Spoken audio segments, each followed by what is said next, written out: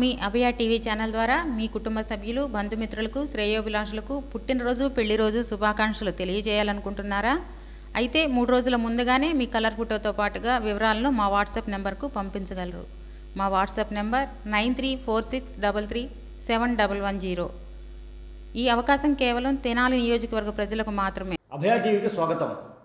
అయోధ్యలో బాలరాముని ప్రాణప్రతిష్ఠ, శబరిమల అయ్యప్ప దేవాలయంలో పూజా కార్యక్రమాలు నిలిపివేత, మోపిదేవి సుబ్రహ్మణ్య స్వామిని దర్శించుకున్న ఎంపీ బాలశౌరి, వైఎస్ఆర్సీపీపై వైఎస్ షర్మిల ఘాటైన విమర్శలు, ఆలపాటి పాదయాత్రకు విశేష స్పందన, వైఎస్ షర్మిలకు సవాల్ విసిరిన వైవి సుబ్బారెడ్డి, ప్రణవానంద గురూజీ సందేశం, అయోధ్యలో అద్భుత దృశ్యం, అభయ టీవీ వారి ముగ్గుల విజేతలు.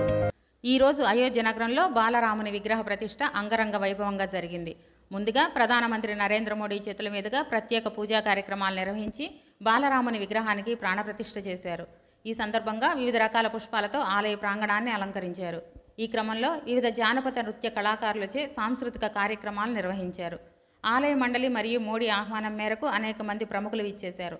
అందులో సినీ ప్రముఖులు రజనీకాంత్, చిరంజీవి, రామ్ చరణ్, సుమన్, ప్రముఖ క్రీడాకారులు, అన్ని పార్టీల రాజకీయ నాయకులు విచ్చేసి అయోధ్య బాలరాముని దర్శించుకున్నారు. వైఎస్ షర్మిల ఏపీసీసీ చీఫ్గా బాధ్యతలు తీసుకుంటున్న సందర్భంగా వైఎస్ఆర్ ఘాట్ వద్ద నివాళులర్పించారు. ఈ సందర్భంగా ఆమె మాట్లాడుతూ, వైఎస్ఆర్ 2 సార్లు చేపట్టిన ఆంధ్రప్రదేశ్ కాంగ్రెస్ కమిటీ అధ్యక్ష పదవిని ఆయన బిడ్డగా నేను స్వీకరించడం గర్వంగా ఉందని, నన్ను నమ్మిన కాంగ్రెస్ పెద్దలందరికీ చేతులు జోడించి కృతజ్ఞతలు తెలియజేస్తున్నానంటూ భావోద్వేగానికి గురయ్యారు.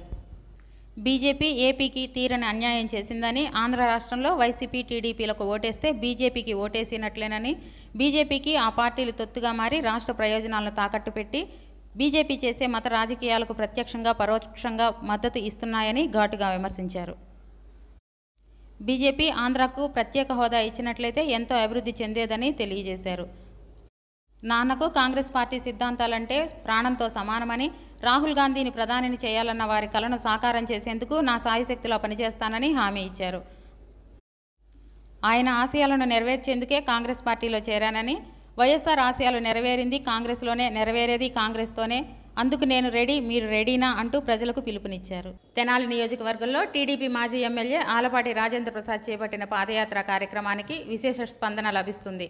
ఈ పాదయాత్రలో భాగంగా చక్రాయిపాలెం నుండి బయలుదేరి చదలవాడ గ్రామం చేరుకోగానే ప్రజలు ఎంతో అభిమానంతో అపూర్వ స్వాగతం పలికారు. వారి అభిమానాన్ని చూసి ఆలపాటి మైక్ తీసుకొని ఆ గ్రామంలో తనకున్న అనుబంధాన్ని వివరిస్తూ తీవ్ర భావోద్వేగానికి లోనయ్యారు. అది చూసిన ప్రజలు కూడా కన్నీళ్లతో భావోద్వేగానికి లోనయ్యారు. అయోధ్యకు రామభక్తి కలిగిన యువకులు మంచిర్యాల నుండి అయోధ్యకు బైక్పై ప్రయాణమై మహారాష్ట్ర నాగపూర్ దాటి 100 కిలోమీటర్లు చేరుకున్నామని వీడియో సెల్ఫీ ద్వారా తెలియజేశారు. అలాగే ఒక ముస్లిం యువతి కాలినడకన పాదయాత్ర చేస్తూ అయోధ్యకు తరలి వెళ్తున్న దృశ్యం మనం చూస్తున్నాం. రామమందిరం ప్రారంభోత్సవ సందర్భంగా గత వారం రోజుల క్రితం ఆ ప్రాంతంలో జటాయువు సంచరించడం అద్భుతమైన విషయంగా అక్కడ ప్రజలు చర్చించుకుంటున్నారు. మచిలీపట్నం ఎంపీ బాలశౌరి కుటుంబ సభ్యులతో గుంటూరు నుండి మోపిదేవి శ్రీ సుబ్రహ్మణ్యేశ్వర స్వామి వారి దర్శనం కోసం వెళుతున్న సందర్భంలో దారి మధ్యలో అంగళగుతురు గ్రామం వద్ద వారి అభిమానులు, టీడీపీ నాయకులు, కార్యకర్తలు ఆపి వారికి అభినందనలు తెలియజేసి అక్కడ ఉన్న ఎన్టీఆర్ విగ్రహానికి వారి చేతుల మీదుగా పూలమాలలు వేయించి తమ అభిమానాన్ని చాటుకున్నారు. అనంతరం వారు మోపిదేవి సుబ్రహ్మణ్యేశ్వర స్వామిని దర్శించుకున్నారు. ఎడ్లపల్లి అమర్నాథ్ భారతీయం చైర్పర్సన్ గొడ్డిపాటి సత్యవాణిని గౌరవపూర్వకంగా కలిసి ముసునూరి ప్రోలయ్య, ముసునూరి కాపయ్య పుస్తకాలను అందజేశారు. ఈ పుస్తకాలకు సత్యవాణి గారు ముందు మాట రాసినందుకు గాను కృతజ్ఞతలు, అభినందనలు తెలియజేశారు. ఈ పుస్తకాలు ప్రస్తుతానికి హైదరాబాద్ నగరంలోని అన్ని పుస్తకాల షాపుల్లో లభిస్తున్నాయి. ఆన్లైన్ ద్వారా పొందాలనుకుంటే నవోదయ బుక్ షాప్ వారి వెబ్సైట్ ద్వారా ఆర్డర్ చేసుకోవచ్చని తెలియజేశారు. మంగళగిరిలోని ఆర్ఆర్ కన్వెన్షన్లో మంగళగిరి వైఎస్ఆర్సీపీ ఇన్ఛార్జ్ గంజి చిరంజీవిని వైఎస్ఆర్సీపీ నాయకులతో భేటీ అయ్యారు.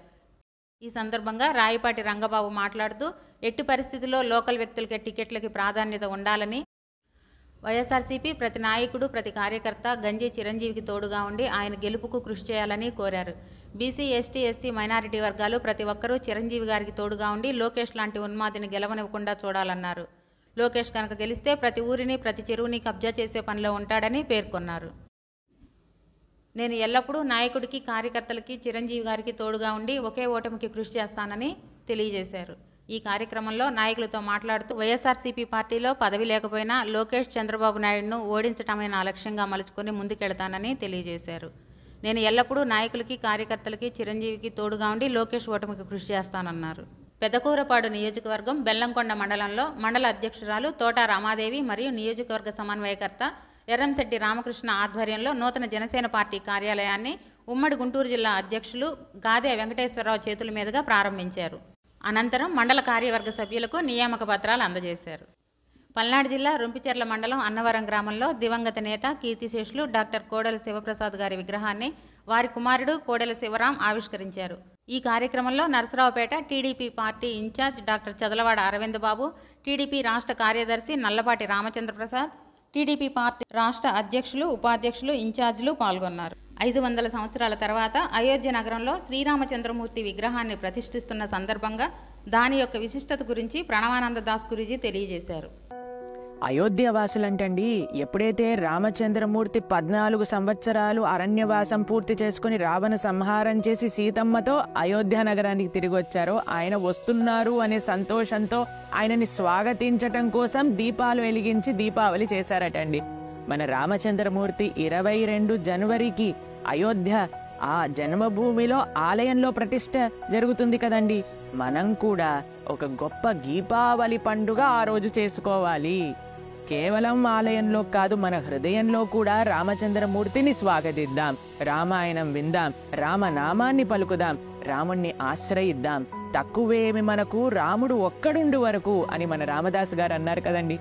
చక్కగా మన ఇంటి పండుగగా ఆ రామ ప్రతిష్ఠ మనం చేసుకుందాం. శబరిమలలో అయ్యప్ప స్వామి దేవాలయ దర్శనాలు ముగిశాయి. ప్రత్యేక పూజలతో ఆలయాన్ని మూసివేశారు. అయ్యప్ప స్వామిని 50 లక్షల మందికి పైగా భక్తులు దర్శించుకున్నారు. ఆలయానికి ఇప్పటివరకు 357 కోట్లకు పైగా ఆదాయం చేకూరినట్లుగా సమాచారం. ఏపీ పీసీసీ అధ్యక్షురాలు షర్మిల విమర్శలకు వైసీపీ సీనియర్ నేత వైవి సుబ్బారెడ్డి ప్రతి విమర్శలు చేశారు. అభివృద్ధి ఎక్కడ ఉందో మాతో వస్తే చూపిస్తామంటూ సవాల్ చేశారు.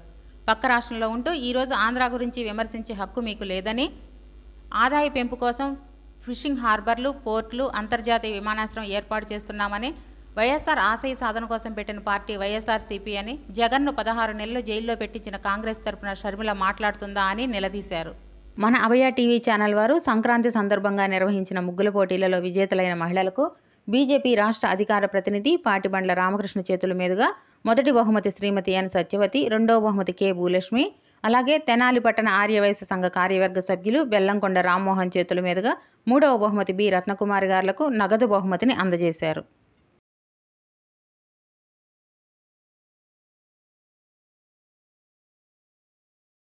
ప్రతిరోజు రాత్రి 9 గంటలకు వచ్చే మా వార్తలను వీక్షించండి, లైక్ చేయండి, సబ్స్క్రైబ్ చేయండి. నమస్తే, this is Abhay TV channel.